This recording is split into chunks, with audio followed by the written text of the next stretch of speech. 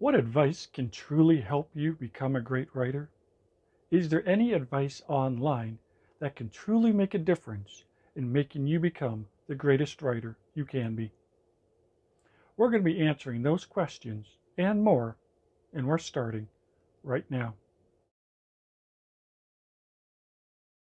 You can't help but notice online there are a tremendous amount of websites that give you advice on how to write a novel, and there are many videos on YouTube. Lately, we have been seeing a lot of these new videos actually made by professional writers, writers who have books published and who have sold millions of copies. Now, you would automatically think those are the writers you want to learn from because if they've been published, clearly they know what they're doing. And if you can learn from them and copy them, then you can become successful as well. But the question is, does their advice truly make a difference in helping you become a published author? Is their advice worthwhile? And is it worth it for you to buy the programs that they're selling?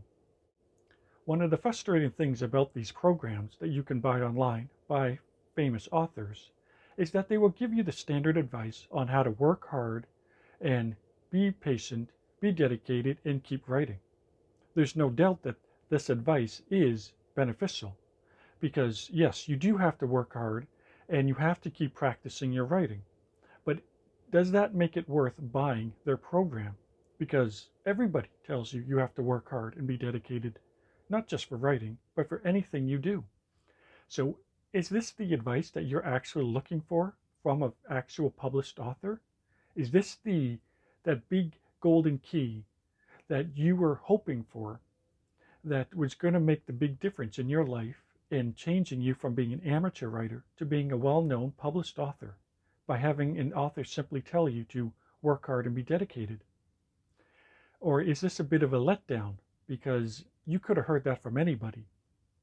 One of the problems with these online programs is that a lot of these writers spend a lot of time talking about their childhood and their upbringing and what influenced them.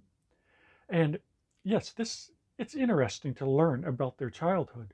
The problem is you have to ask yourself, is this information you're being told really going to make a difference in how you go about writing? Sure, you're learning about the writer's childhood, but how does that truly make a difference in you writing an actual novel? One of the biggest problems when writing is grammar, the ability to write a sentence.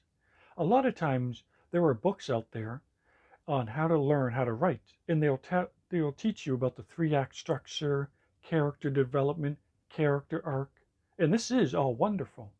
The problem is that what about just being able to write a sentence and using proper grammar?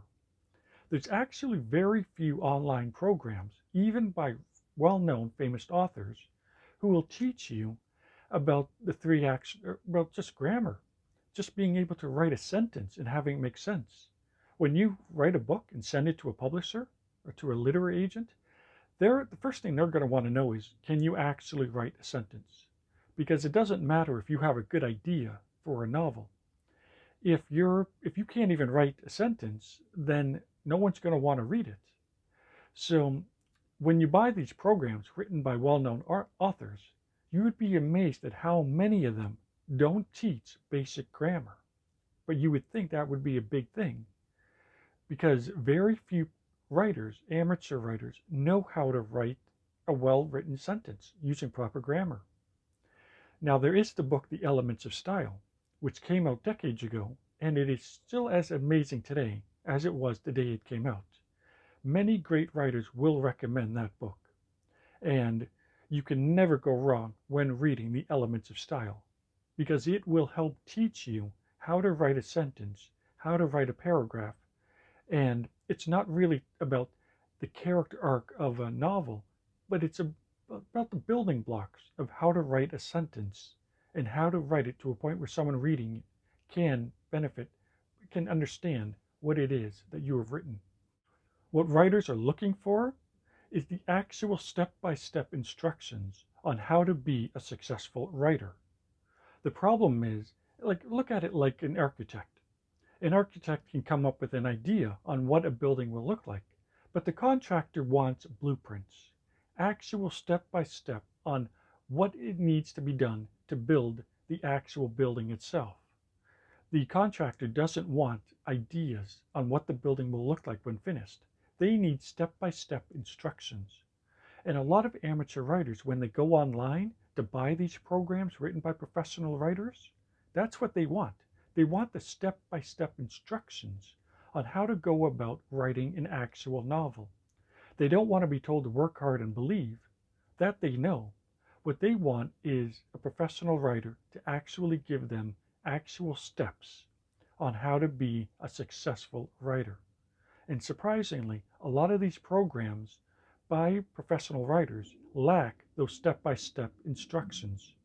Surprisingly, when you watch these programs by professional writers, pretty much the majority of all the advice that they give is common sense, which you wouldn't expect from a professional writer making videos on how to be a writer. What they tell you is something that you could have told yourself.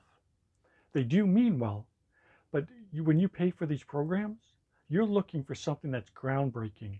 And a lot of times the advice that they give ends up just being common sense that you could have made if you had made your own video. One of the bits of advice that they do give that really does make a difference is telling you to write a novel, and when you're finished, don't send it to a literary agent right away. They tell you to put it off to the side and let it just be there for a couple of weeks or a couple of months, and then come back and read it again. You would be amazed at how many mistakes you find, grammar-wise or just the flow of the novel, when you read it 2 or 3 months after you've finished reading it. When you read a book that you've written 3 months later, it's almost like you're reading a book written by somebody else. And now all of a sudden, those mistakes really stand out. And if you had sent it to a literary agent before, it would have gotten rejected right away. But by leaving it for a few months, you're able to read it again, and this time, and one of the things you want to do is read it out loud. You would be amazed at how many mistakes you can spot and how the flow of the novel doesn't work when you actually read it out loud and you hear yourself. If you just read it in your head, you tend to not notice mistakes. But when you read it out loud, you really do notice all the problems that you have in your novel. One bit of advice that they do give, which does help, is not to try to write an epic novel on your first try. Many great writers who have written epic novels, wrote small novels to begin with, and they worked themselves up to a big epic novel. But a lot of amateurs want to write that epic novel right away, and they end up getting overwhelmed. So it's better to start off light with a small novel and then work your way up to that big epic dream novel. And you can't go wrong with Stephen King's advice when he tells you that the best way to be a writer is you have to write. You can't daydream. You actually have to write at some point. You have to write every day, and you have to read. You read to learn how the art of writing is done by professional writers, by actually reading their work, their published work. So you can learn how a paragraph is written. You can learn how they use grammar. And you don't just want to read one author. You want to read as many as you can, as many different genres as you can. Because the more books you read, that is where you're truly going to learn how to write a novel. But you can't just read and that's it. You have to write. And when you write, then you can read, and then you can compare what you're writing to a professional writer. And you would be amazed how in time you actually become better as a writer. But in order for that to happen, you do have to read as many books as you can, and you have to write. You can't give up on writing or just daydream about wanting to be a writer. In order to become better, you have to practice everything. It doesn't matter what it is. If you want to become better at something, you have to practice. Nobody is born a great writer. Just like how you cannot juggle knives like they do in the circus. You have to start off by juggling tennis balls and working your way up, just like they do in the circus. Writing is no different. You have to practice and you have to read. It's great advice from Stephen King. Another little bit of advice that does help is do what Margaret Mitchell did in Gone with the Wind. And that is come up with the ending first. And then you work your way backwards. You want to come up with an ending and then think of the beginning as being the complete opposite of the ending in terms of the character's behavior, the personality. And so that way, the beginning is the opposite to the ending. And so that way you now create a bridge between from the beginning to the end that justifies the change. And you want to be able to make that change as big and as powerful as possible, making a very compelling, powerful novel that the reader will enjoy. Another important tip is to put your protagonist in the greatest amount of danger possible. Make them the star, make them active. Don't make them passive. Don't have them sitting around doing nothing. Make sure your protagonist is put through the ringer. The more problems you put them through, the more the reader's going to want to turn the page.